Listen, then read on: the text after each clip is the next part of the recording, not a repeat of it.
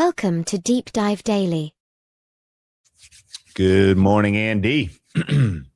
Well, we get our second week of exhibition football, week 18, where not a lot matters. Seahawks, Niners. Where the scores are made up, and how's that go at the beginning of this line? There's a very real world where we get to see a showdown between Clayton Tune and Max Bros before Hosmer. Max Bros before Hosmer is going to be like a touchdown favorite.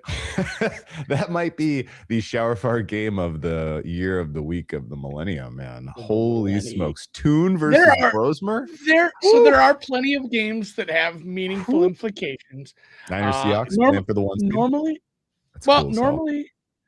Normally I spend a lot of time on injuries and whatnot and goofing off on and just reading.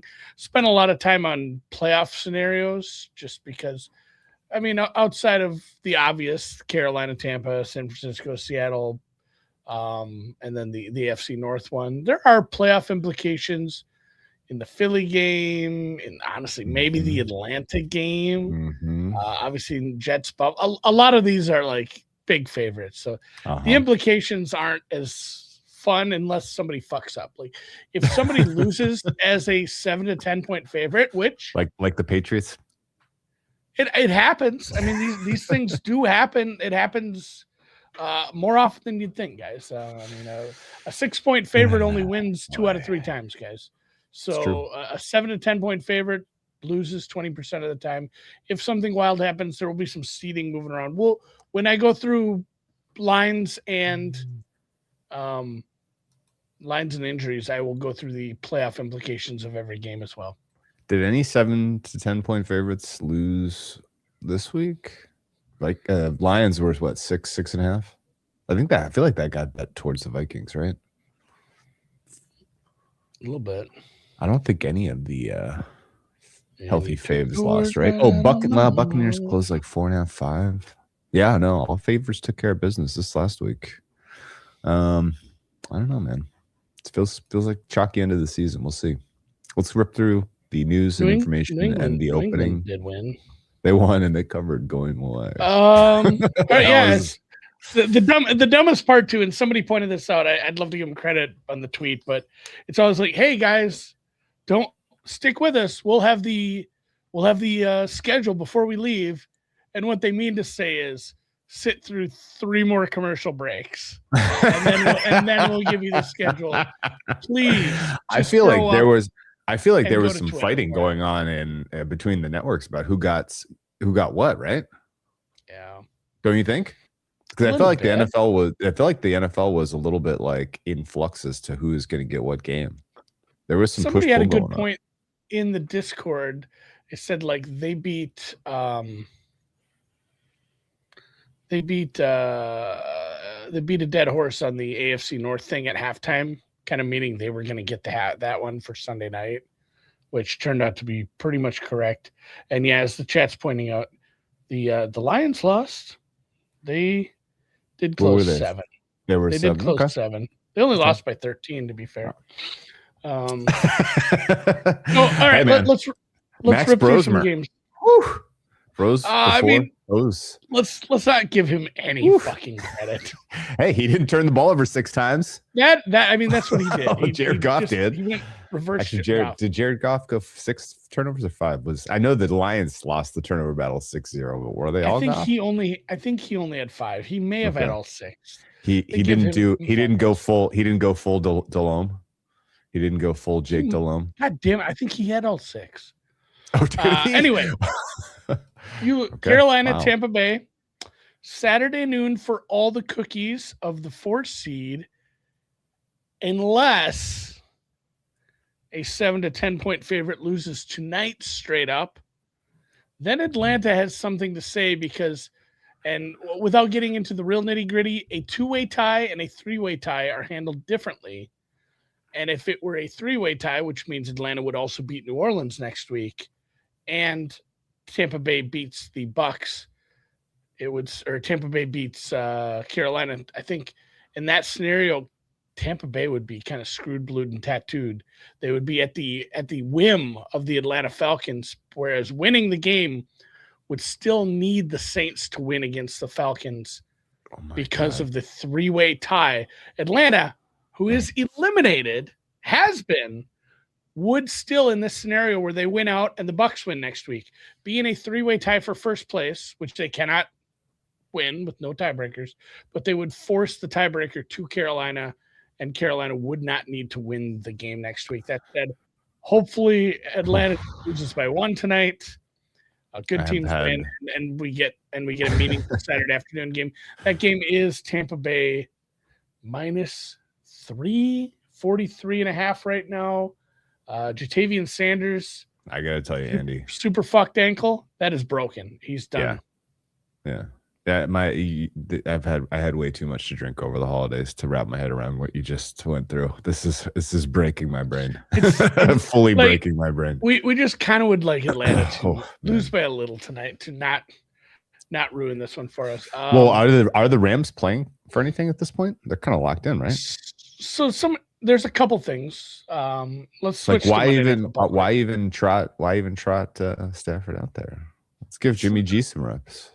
That's the thing too, with some guys kind of banged up. Paying Jimmy G good money. Let's get him some reps. So one that's a little too forward thinking for my liking. They own Atlanta's first round pick. By beating the Falcons, they can move their first round pick up several spots. I don't know that that's front of mind for a team that's.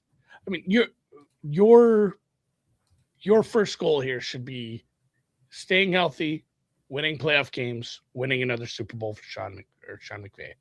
Yeah. And I don't know that that's front of mind. Whether you're the 5 seed or 6 seed, is your path any softer? I guess your wild card game is a little easier. Bit for that first one. I would going to Philly versus going to Carolina. I mean, you lost at both places, so you've already lost at both places this season. So is one better than the other? going to Tampa possibly. I'd rather out of anybody, I'd rather just play Tampa Bay. So you did absolutely crush their skulls, I guess. So maybe you do slightly prefer the 5. I feel like they play starters, Drew. My opinion for tonight is they play the starters, but it is a Thursday night. McVay is such a conservative guy, especially after his wife has a kid. It could be a vanilla game plan tonight, is what I'm saying. Okay. All right, real quick. The rest of that Saturday game, Jamel Dean left with a shoulder injury, did not return in the loss to the Dolphins. That sounds bad. Yeah, keep an eye on Wirfs this week, and then also. Oh, you know who else? You know who else was pretty obviously injured and limited? Baker Mayfield. Dude, he's messed up. Only for like the last 8 weeks or so. Dude, I think he was hiding it, at least like on the in the games themselves. He wasn't like communicating as clearly that there was something very wrong with him, but there was something very wrong with him. I don't know what's Claudine Sherrillis, the linebacker, left with a calf injury for the Panthers. Robert Rochelle was concussed, the corner. He is going to most likely miss. It's hard to clear concussion protocol for a Saturday game, which stinks for the Panthers. I don't know. We'll see how this one goes. The night game is all the cookies NFC West #1 seed spot for the Seattle San Francisco game. I'm just going to keep going, even if you have to poop or whatever you're doing right now. Speaking of concussions and Saturday night games, Rashid Shaheed was concussed for Seattle in their win over the Panthers. Panthers? Is that who they played?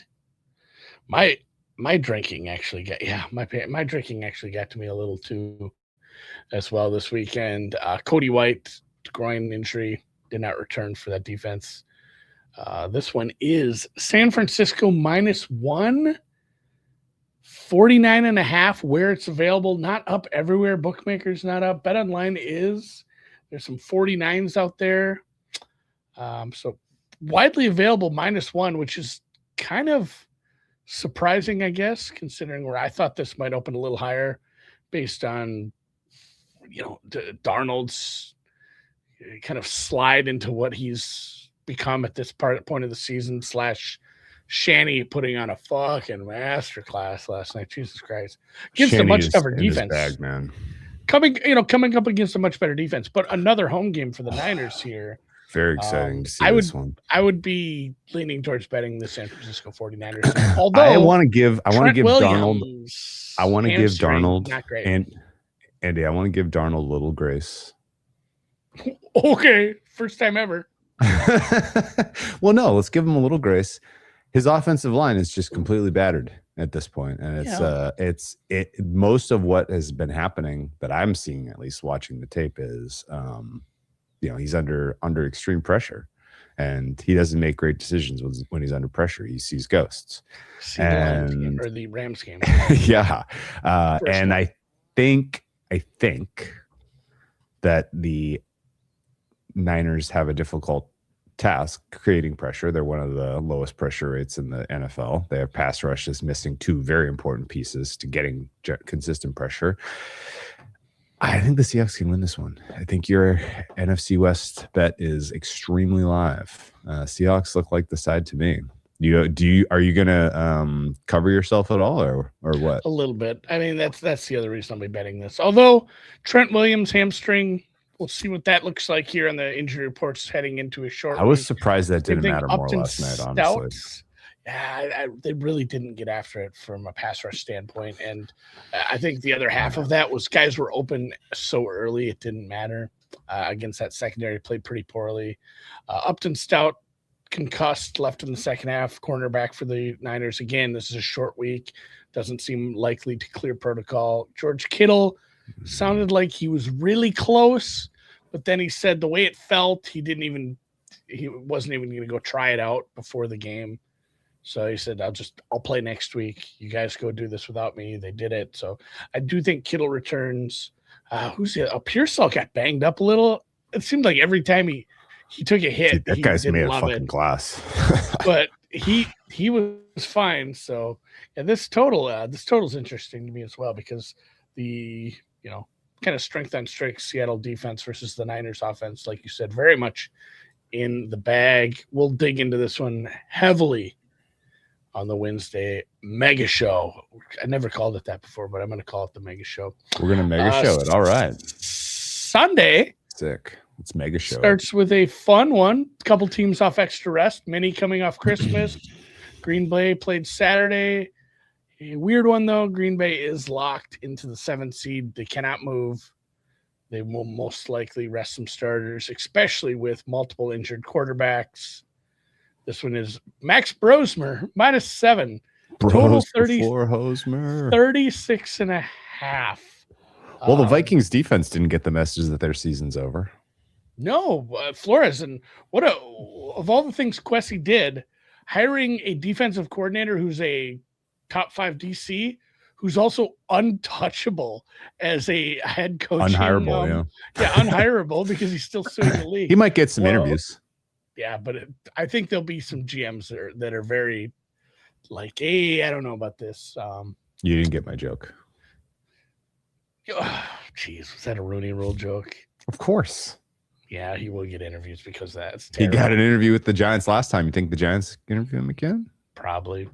And then speaking of injuries, know the background to that joke, by the way, Brian Daboll, of course, was hired as the Giants head coach during that coaching search that Brian Flores was interviewed in. And Bill Belichick notably texted Brian Flores, congratulations on the Giants job.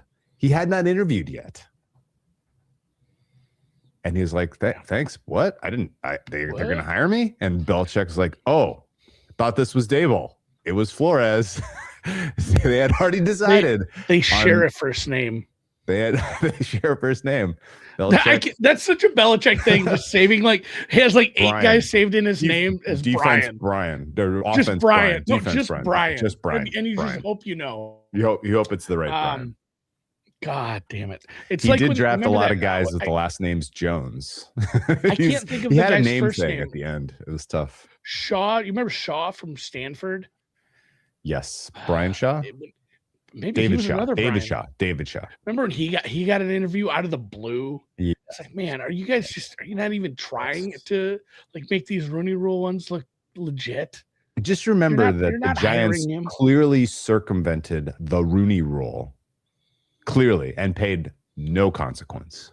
Just wanted that brought up. If you wanted to know who actually has power among NFL owners, we're gonna real quick. Green Bay injuries: Zane Anderson, safety, defensive lineman Jordan Riley, Achilles looked bad, cornerback Kamal Haddon, ankle, all left on carts. Nate Hobbs hurt his knee. Dontavian Wicks, concussion. Zach Tom still not playing. Savion Williams sat out. Jordan Love, Malik Willis. Everyone is hurt. So this would seem like a good week to just mail it the fuck in. The Vikings did lose their kick returner on the opening kickoff, Miles Price, and then Jordan Mason's still out. So would it be consequence? Would it be fair to say that the Packers legitimately can't afford another injury? Even to Clayton Tune, they got to protect Tune at all costs this week. God, man. Ooh, dude. Into Houston. Is Clayton Tune the worst quarterback in football? No. Who's worse? Brady Cook's worse. Brady Cook is pretty horrible. Oh, yeah. That's a good call. Into Houston. Extra rest coming off Saturday. So here it is. Houston, Buffalo, and the Los Angeles Chargers all have the same record, Andrew. A win by Houston here, where they are 10-point favorites, would keep them in the 5 seed. They have all the tiebreakers. Okay. And they would win the division. So all they need to do is beat, and it may be Riley Leonard. They've kind of said that it might not be Phillip Rivers now that, the fat lady has sung. So it might just be hey, you have an extra day of rest. Didn't the fat lady sing before their game? You're home last week? I think it's all over, but they weren't going to bench Phillip Rivers because his whole high school football team came to watch him. Oh, that's right. And now you can now just kind of move on. So if they win the division.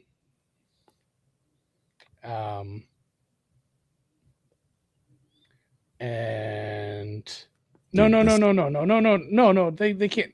Excuse me. I'm way off. Jacksonville has the clear path to the division here.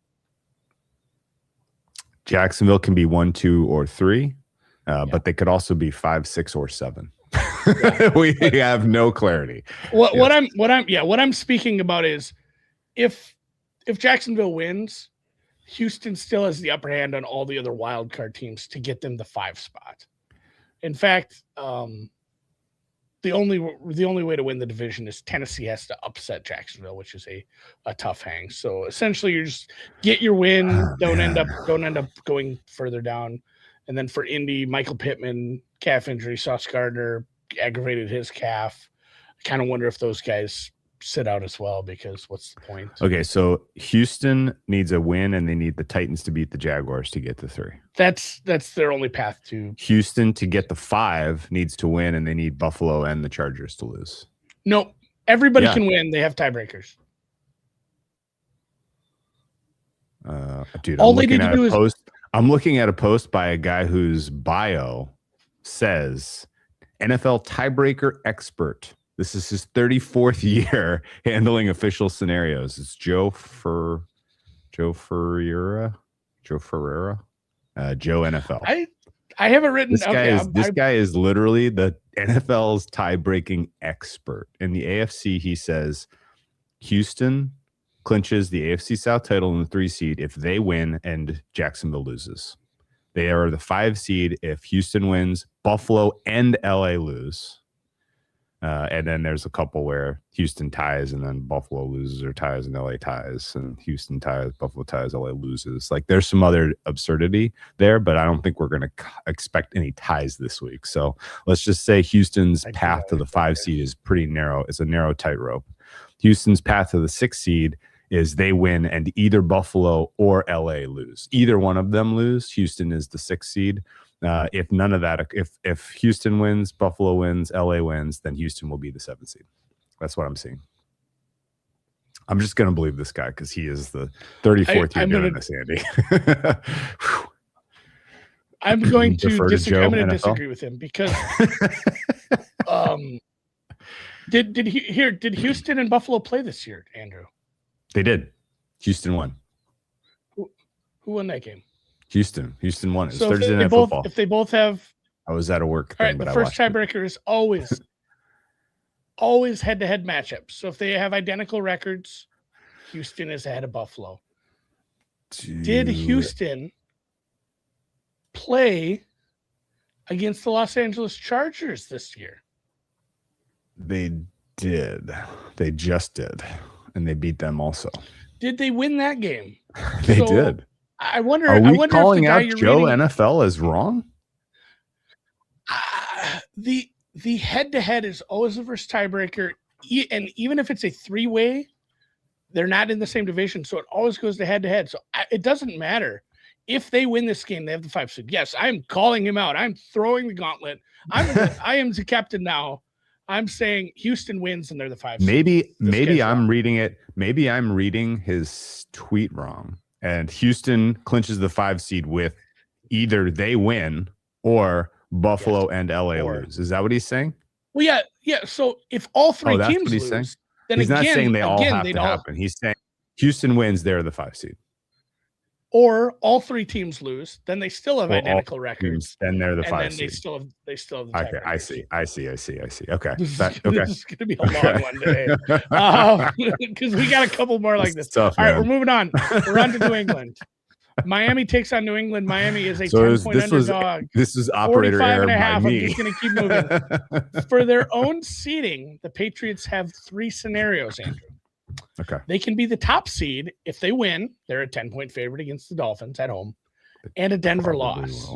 That's a tough ask. Tough ask. So, and then an even unlikelier, I think would be if they can drop down to 3. So they will be the number 2 seed if they win, a 10-point favorite. If Denver wins, or if they lose and the Jacksonville Jaguars win, they can actually drop to the 3rd seed. So the Jags could take over the 2 seed if Miami upsets the Patriots as a 10-point road underdog. Yeah. So they can be 1, 2, or 3. The most likely scenario is they are 2 because Denver wins and they win as well. Yeah, don't tell Quinn Ewers he can't win a football game, Andy. He just did. I would never tell Quinn Ewers that sort of thing. We'll keep an eye on Kayshon Boutte coming if he can get back from the concussion protocol. Matt Collins, same kind of thing. Abdomen he missed. Travion Henderson, keep an eye on him. And then Miami had some defensive players that got hurt. Jordan Brooks, KJ Britt, Chop Robinson. I'm not sure they're rushing people back, although it is a rivalry game. Miami versus New England. KC, Las Vegas. What kind of implications does this one have, Drew? I'm assuming first overall pick. First overall pick. All you got to do is lose. After losing to the Giants, they are now in the driver's seat. That was a hell of a performance by the Raiders yesterday. Holy shit. Oh, my God. Not only that, but as luck would have it, Geno Smith was injured as well. Ankle injury. So who's the backup there? I don't even remember. Pickett, who's actually my Pickett. Oh, yeah. Stinks. So they have to lose to the Kansas City Chiefs and Chris Oladokun at home as a 5-point underdog. 37 is your total there. Jack Beck, Mostert, Parham didn't play. Butler, the defensive tackle, was hurt. Parham left because he was ill. I think he'll probably be good next week. Not a lot more to say about that one. We'll get to it Wednesday. Detroit, Chicago became much more clear after last night's Bears loss, which stung. All they got to do is win. It was a great All they got to do is win, and they will be the 2 seed. That was one play away from the best game of the season. Yeah, I know. So actually, if the Commanders were to upset the Eagles, then the Bears could lose as well, and they would still be the 2 seed. But the easiest path is just beat Detroit at home. Detroit's coming in with some extra rest coming off the Christmas game, but they have nothing to play for. That said, you are facing Ben Johnson and you are Dan Campbell. I'm guessing he's not packing anything in because he's a man. He's 40. Noah Sewell left with that ankle injury last night. Tryon Shoyinka concussed.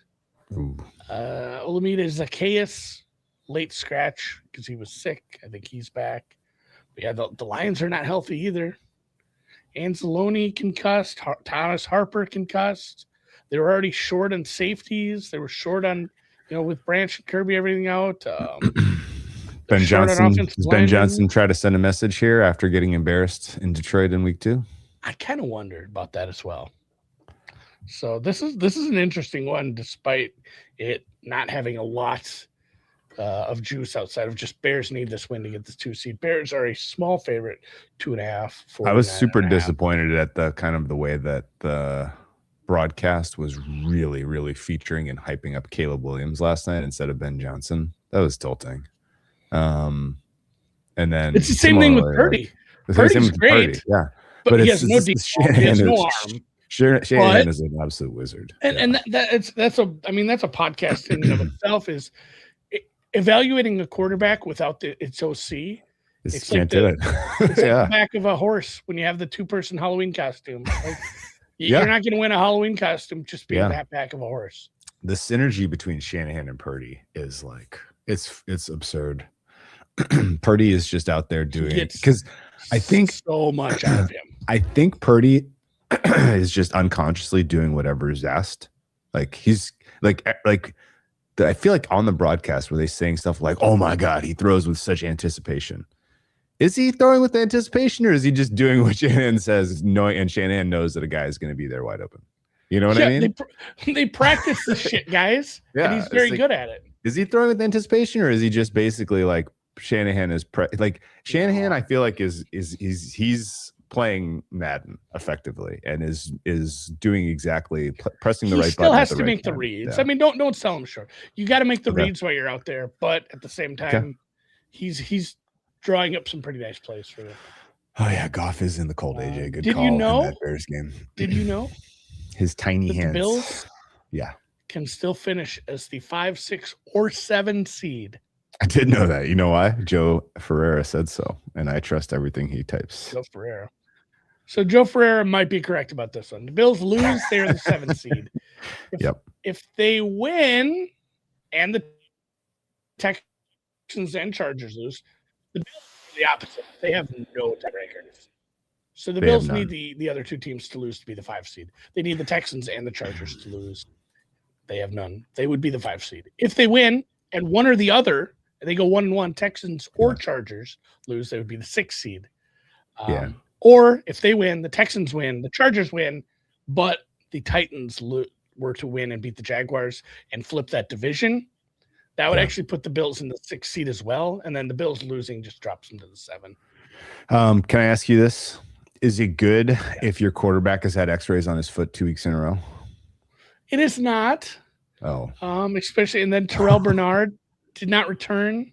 They already were out down multiple defensive players. Dalton Kincaid missed. He's important. It was a nasty, ugly rain game. It was a heartbreaking loss in the end. Although here's the upside.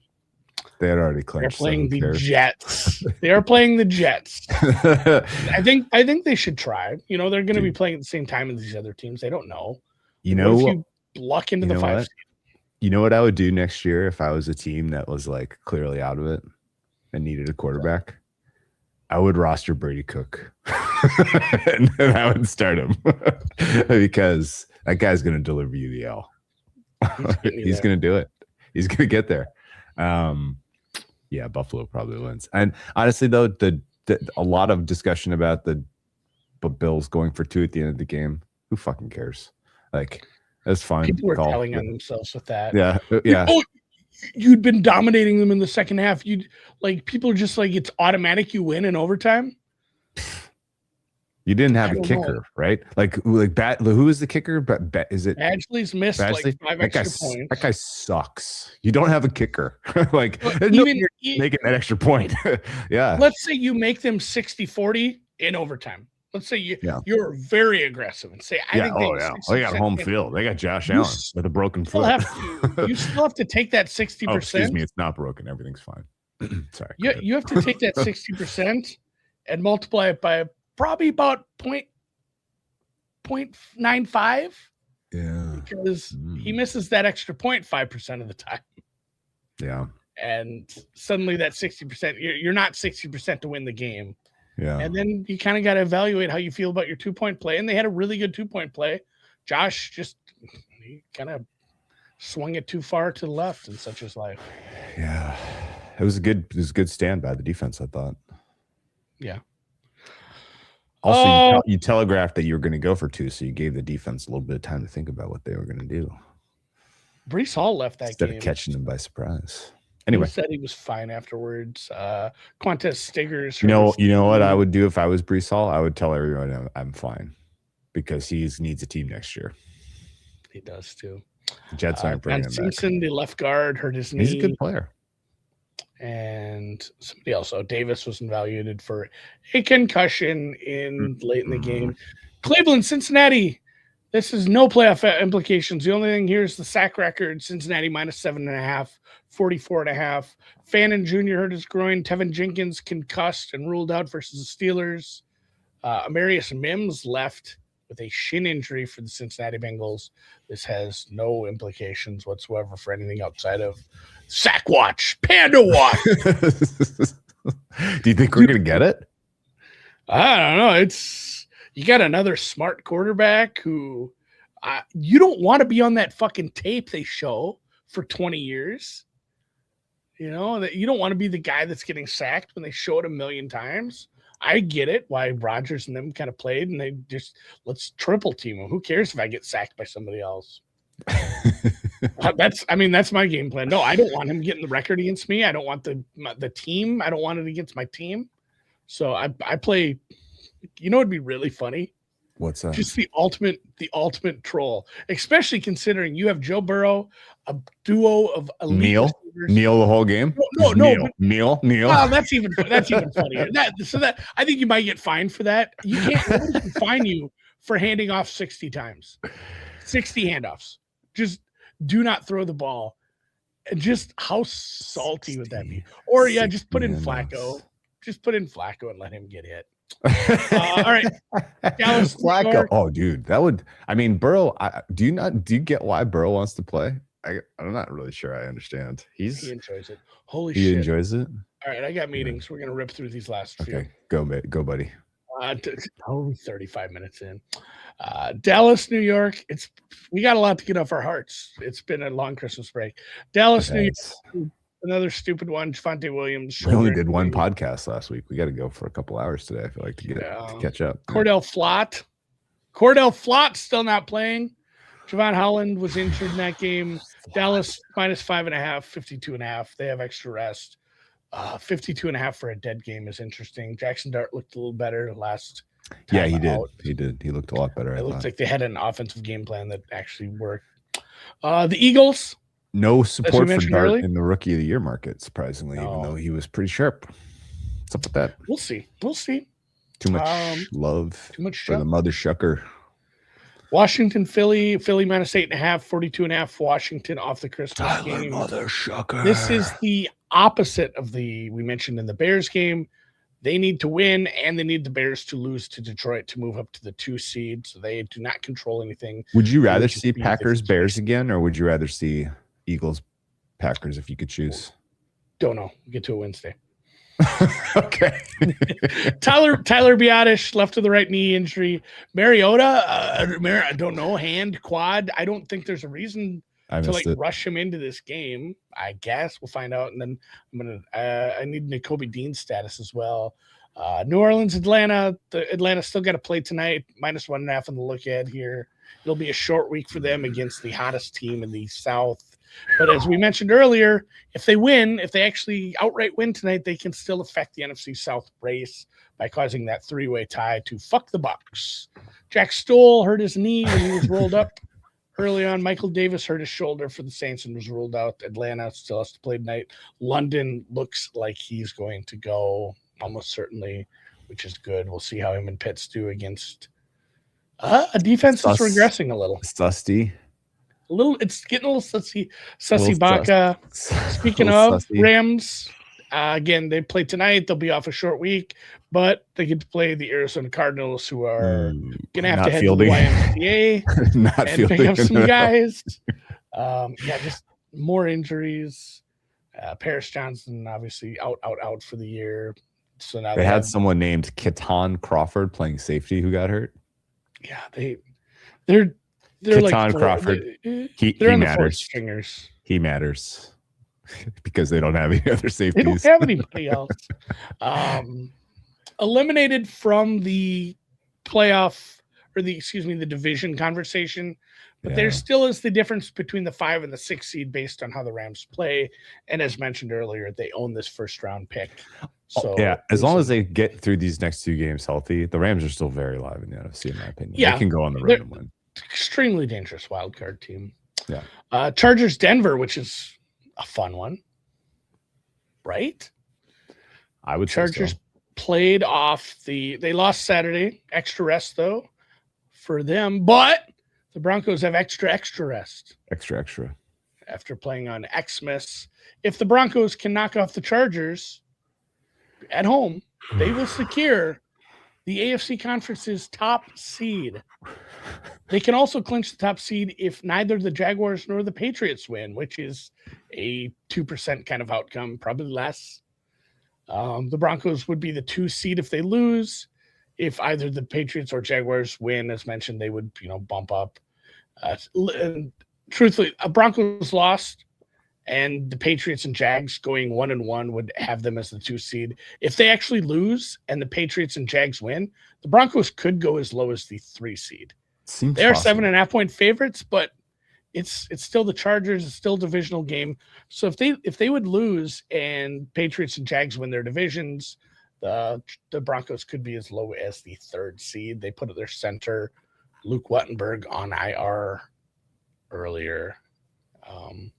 That's bad. Last week before the game.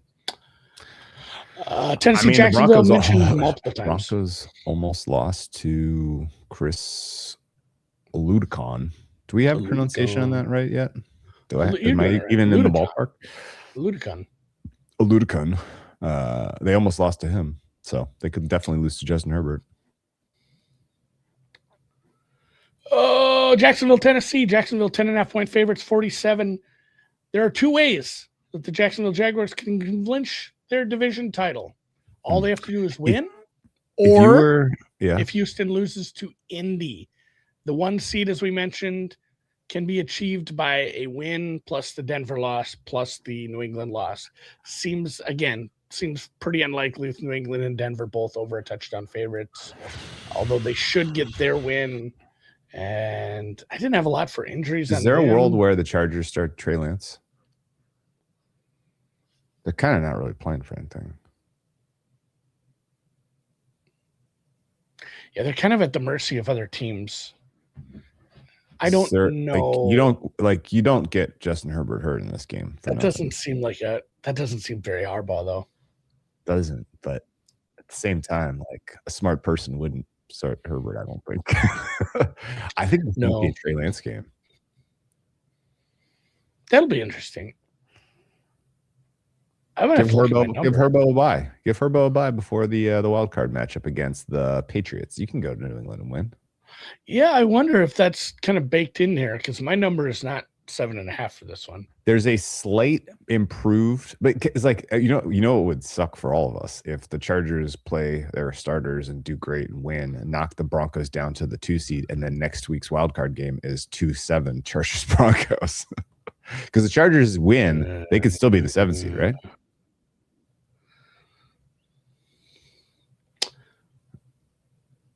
Their tiebreakers were. Remember, Houston had tiebreakers. Honestly, I think they have the tiebreaker over Buffalo, though. So the Chargers would be the 7 seed. Okay, they clinched the 6 seed with the win. Period. Yeah, they cannot be the 7. I don't think. Okay, would you rather be the 6 and go to Houston or Jacksonville? I don't think Harbaugh thinks about No, tomorrow, I'm man. just trying to figure out if there's any championship equity in playing Herbert. The only think there thing is. Harbaugh's looking forward to, thinking about the future, is the expiration date on his milk in the fridge, man. He doesn't really love Sean Payton, right? Those two don't really get along. There's some red ass Nobody there. loves Sean Payton. I think I would start Trey Lance if it was me. I think that's correct too. And then the banger, which isn't really a banger at night. This game pretty bad. This game could suck. Baltimore-Pittsburgh has a decent probability of sucking for being a late night game. All things considered. What do you mean it has a decent probability of sucking? It almost certainly is going to suck. I'm giving it like a 25% chance of being good, despite it all.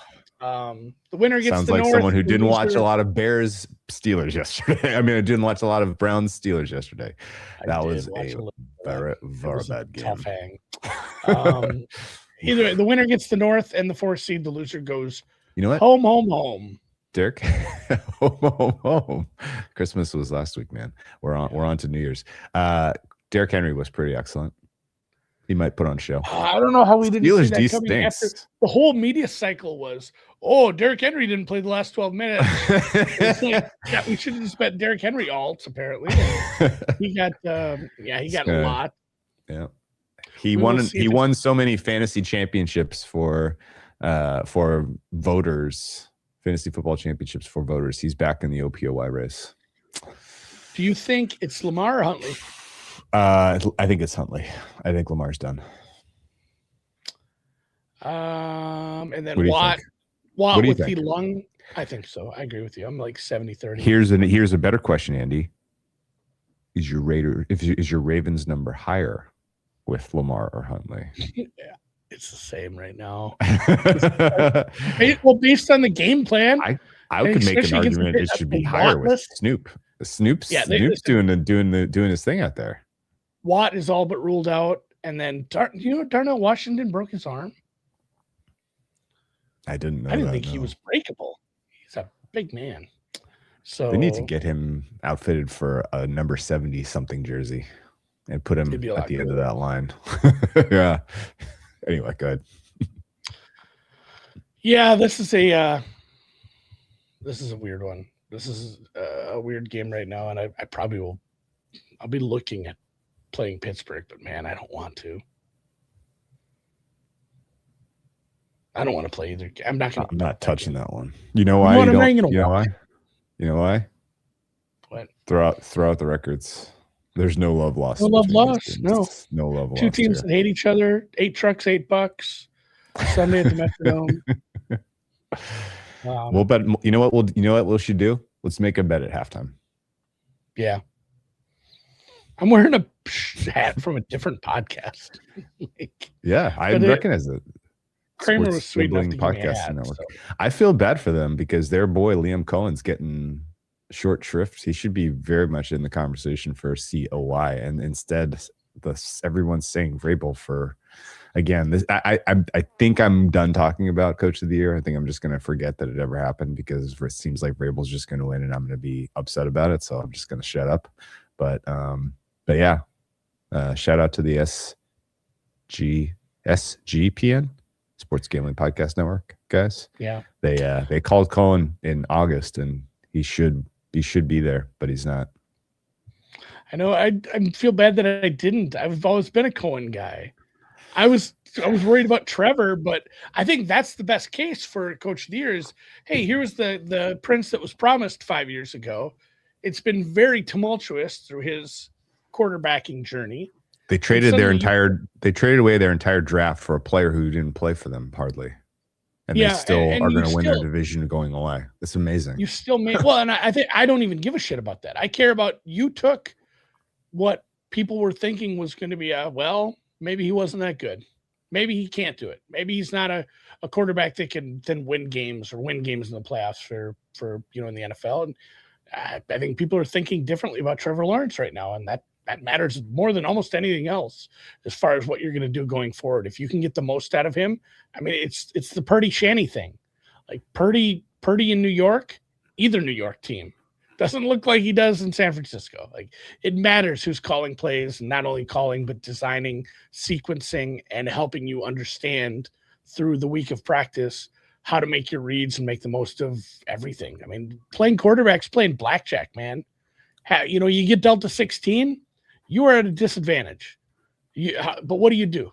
That's what the math says. You make the least bad decision, and that's where you see a lot of these quarterbacks fuck up. They get put in bad situations where the reads aren't there, and they stand on 16 and they do something stupid.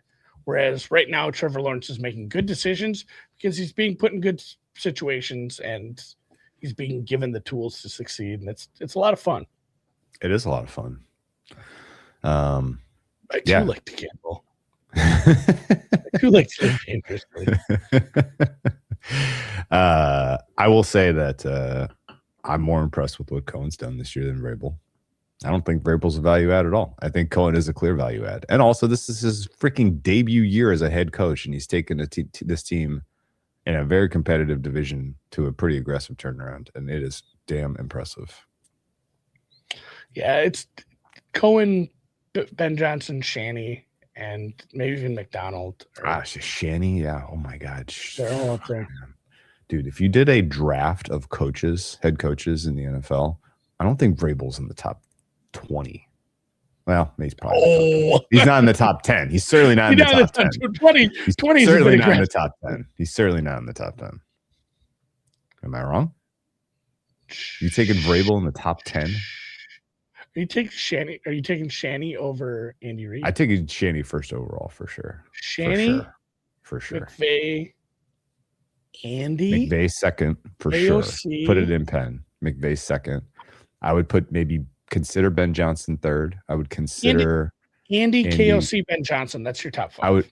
I would put LaFleur in the mix also. LaFleur, Cohen in the 10. mix, surely. Ben Johnson. Did I already say him? I think I already did. Yeah. Mike McDonald. I know he's a defensive guy, but he's your first defensive coach off the board, probably. And there's probably guys we're forgetting about. Kellen Moore.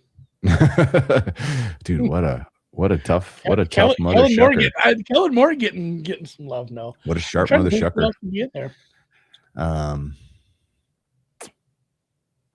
There's probably guys we forget about. Who's here? Let's rate AFC North coaches real quick. I think Stefanski's number 1.